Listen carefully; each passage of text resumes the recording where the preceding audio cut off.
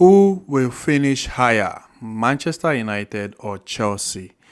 Honestly, both teams are struggling at the moment. Like both teams are actually struggling at the moment. And last season, Manchester United played well. They had a very decent season last season. Like it was an okay season. They finished third, qualified for the Champions League, won a trophy, the Carabao Cup, and it was Eric Ten Hag's first season. So you were like, okay, for your first season, finishing third, Pep finished third in his first season, and he won a trophy. Pep didn't win a trophy, so you were like, okay, the next season will be actually going out to challenge for the title because Rashford was doing so well, Bruno doing so well. They didn't really have a top nine. Weghorst wasn't really delivering, but they were still able to like score goals and do with the situation. The fact that they didn't really have that focal point, that top nine.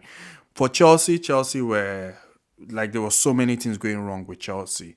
Graham Potter, the fans didn't like him. He wasn't getting results. They finished 12th last season. So Chelsea was just all over the place last season. So now this season, Manchester United are 32 points, Chelsea at 31 points, and you can see just 1 point difference. And also Manchester United, they've considered 29 goals. Chelsea, they've considered 31 goals. You can see in terms of goals, like conceding goals, the difference is not much. And the expectation was so. I think for me, the expectation was I had more expectation for Manchester United as compared to Chelsea because I felt Chelsea were going to struggle. I actually predicted Chelsea to finish fifth because I felt Miss Pochettino is in a new club. It's not his first time in the Premier League, but he had so many players available to him. But I felt that was a problem because he needed time to actually get the best out of those players. Like I just felt this his first season will be more about implementing his style, knowing the players he can trust to give him that result, and for Eric Ten Hag it will be more about okay, we finished third, we won a trophy, so let's see what we can do. Let's try and see if we can challenge for the title. But basically, that's not the case at the moment. Both teams are struggling, and if there's any team that will finish above one or the other, it will come down to different factors. And I feel managerial experience, players like Rashford and Bruno, for example, going back to their best. Rashford is not really playing at his best at the moment. Maybe he's dealing with some confidence issue, or it could be the team setup or the manager itself. Bruno as well is not really playing at his best. Also, key players returning from injuries. Both teams have had players injured. For Chelsea, Chilwell is injured, Reece James is injured. For Manchester United, I think Martinez is back. I guess Varane is back, but they still have, I guess, Luke Shaw is injured. Maguire is injured. But at the beginning of the season, they had key players injured. Like at the beginning of at the early stage of the season, Nkuku was out. Chilwell was out, Rich James was out, Martinez was out, Varane was out, Wan-Bissaka was out for Manchester. So both teams had key players injured at the beginning of the season. So whoever will finish above the other will just come down to, like I said, managerial experience, key players stepping up, the likes of Bruno Fernandes and Rashford.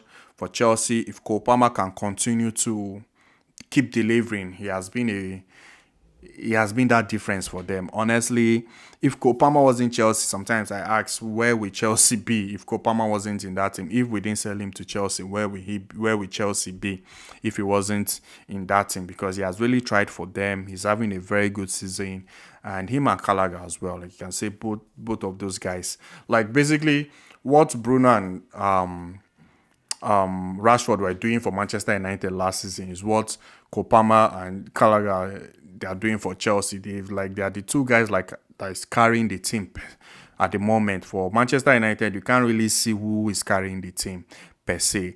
You can't really see who is carrying the team. So if the likes of Sterling, who started the season very well, if Sterling can get back to his best, Kopama continues, Gallagher continues, maybe that might help Chelsea like finish above Manchester United. And for Man U also, you can tell this season there's no style of play. You can't actually tell what Manchester United are trying to do. Are you a counter-attacking team? Are you a possession team? Are you a high press team? I like again pressing. When they played Spurs, you see Spurs, you can tell what Spurs are trying to do. But Chelsea, you can see the style of play. There's a pattern, but maybe just due to the fact that they create so many chances, but they don't just convert those chances. Like that's one of their issues in terms of creating chance, not converting it. Jackson goes into some good position sometimes, but he doesn't finish it up. I've always said, to me, Jackson is his first season in Chelsea. It's his first season in Chelsea, but I feel maybe he needs time. I feel he needs time, but I feel he'll be more suited as a second striker per se, which of course is not bad. It's not bad, but Chelsea need to go out there and get a quality number 9, whereby, because you see them creating so many chances when they come up against teams. Hardly you see a team dominate Chelsea, because they play well, they dominate them, but they don't score goals. And towards the end, maybe the other team gets one chance and they concede a goal. Chelsea are leading, and towards the end, the team scores and they just get 1 point from the game. For Manchester United, you can see them, they don't play well, you don't know what they're trying to do, but they get results. They're able to grind out a result. And how they are above Chelsea, honestly, I don't understand. Like, considering how Manchester United have been playing, one would expect them to be very, very, very down the league table, but it has not been the case. They've been able to grind out results. And whoever finish above each other will just come down to players stepping up, managerial experience, and injured players coming back. But if you had to ask me, who will finish above, like who is likely to finish above each other, like I don't honestly finishing top 4, Manchester United or Chelsea. Do I see it happening for both of them at this moment right now? I don't see it happening. I really don't see it happening. I feel it to be very difficult. But if any of them make it, well, I'll be very surprised. Honestly, I'll be very, very surprised. But I see maybe 6th or 5th is possible for any of them. 6th or 5th is possible. And if you ask me who is likely to finish above, who is likely to finish above each other, honestly, I'll go with. I think I'll go with Manchester United. I feel Manchester United will still finish above Chelsea this season. I feel Manchester United will finish above Chelsea this season. But if I'm wrong, at the end of the day, I'll raise my hands up and say I'm wrong. But because I looked at their next 10 games, and Manchester United had easy fixtures as compared to Chelsea. Chelsea fixtures were difficult. They had some very, very difficult opponents in those 10 games.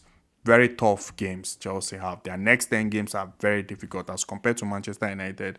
They have some easy, like they have some games. No game in the Premier League is easy, but compared to Chelsea, Manchester United look much safe in regards to their fixtures. So I'll stick with Manchester United. I feel they might likely finish above Chelsea this season at the end of the day.